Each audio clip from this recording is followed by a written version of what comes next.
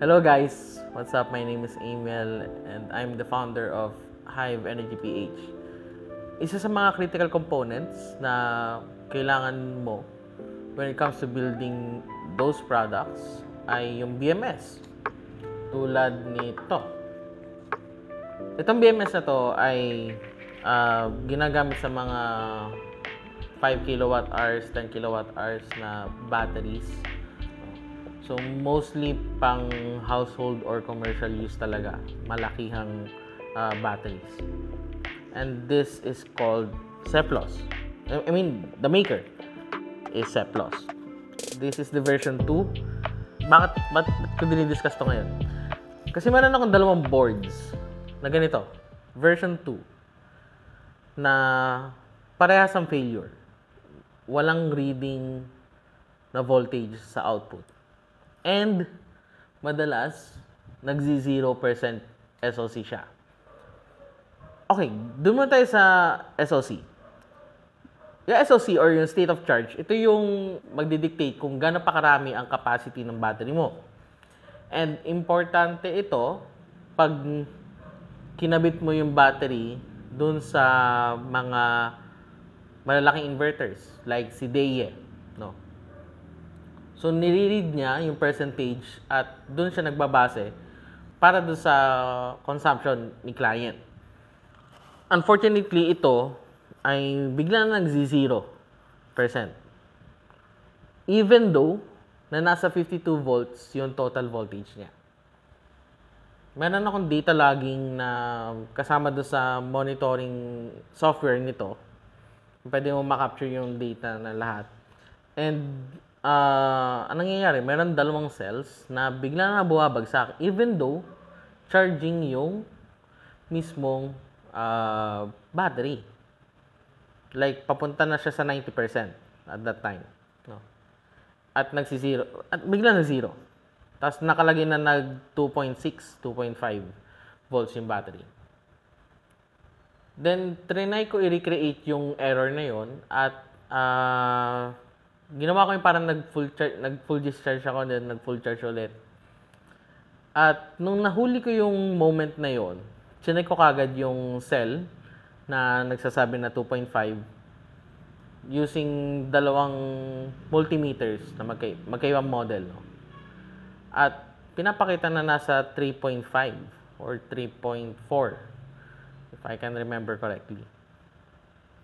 So, para may error reading sa voltage nung cell. Ito nga pala ay binili ko ng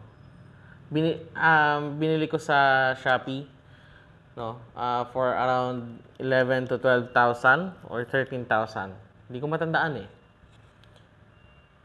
Unfortunately, yung seller na yun ay wala sa Shopee ngayon, wala sa platform. Last year ko pa siyang kinakausap regarding dito. Sinubukan naman namin i-resolve, pero yung way na ng pag-resolve ng problem ay mahahalata mo na hindi siya technical engineer or wala siyang technical knowledge for the support. Talaga pinapasa lang niya. And lately, hindi na siya nag-respond sa mga inquiries ko regarding dito. No? Kasi sayang. Biro mo, pumapatak na meron akong worth 20 to 23,000 na boards na nakalaylay lang dito. And pinakamalalang nangyari sa isa sa mga clients ko ay alas 10 ng gabi noon, nagkaroon ng major blackout at biglang nag-0 yung SOC. So, anong nangyari? Nawala ng kuryente yung client. So, syempre, tinawagan ako. At ako naman, dali-dali naman ako pumunta doon. Kasi alas 10 ng gabi na yon, kailangan nila yung battery. Kailangan nila ng supply. So, ginawa ko, pumunta ako. Pinalitan ko yung battery kagad nila doon sa emergency pack na meron kami stock dito. At chinek ko kung anong problema. Doon papasok yung pangalawang issue. Yung walang reading. Walang voltage reading sa output. Pagdating sa battery, meron siyang voltage reading na 52.5 volts, ganon.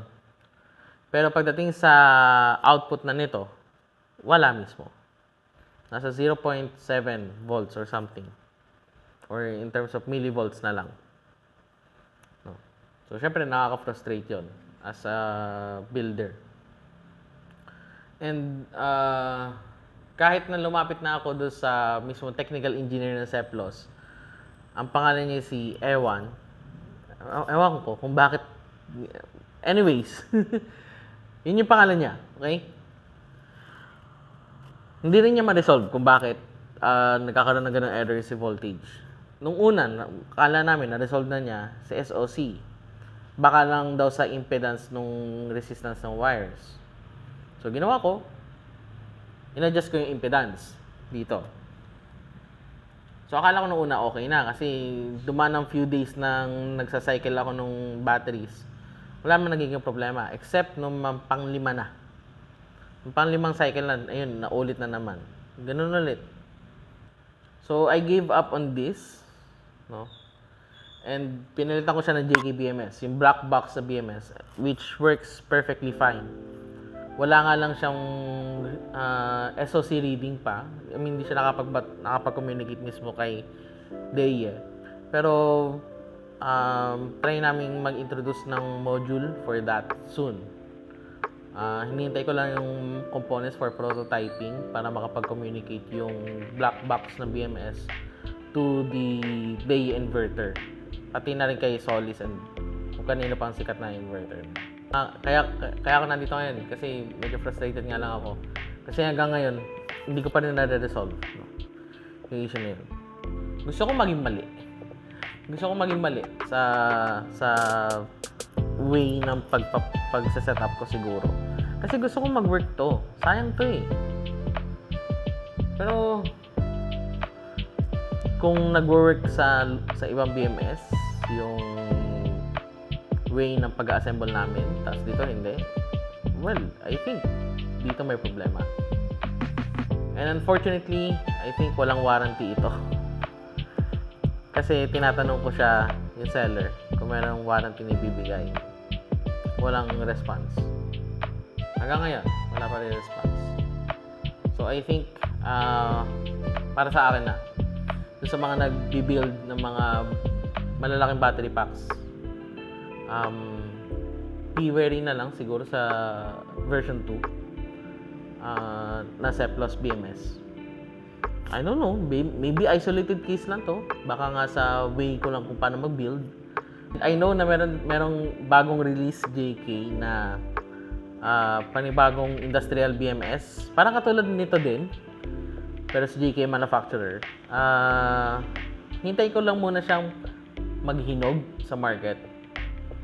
Kasi meron pa siyang issues pagdating sa firmware eh. Fortunately, yung sa lumang JK, yung black box nila, wala namang issue. Communication lang. Madaling i-resolve yun, communication. So, ayun. If meron din kayong mga ganitong same experience sa mga nabibuild ng batteries, regarding dito, pwede naman pa-share. Comment nyo lang. Tapos kung meron kayong mga tips, no, please do share din sa comment below. Hindi ako sanay sa ganitong video format, no. Parang nakipag-usap lang. Pero ayun, I just want to publicly announce sa Hive Energy PH, we won't be supporting this type of BMS anymore sa version 2.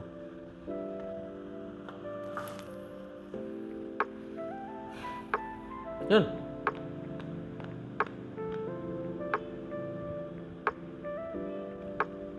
Okay na video. Pwede na.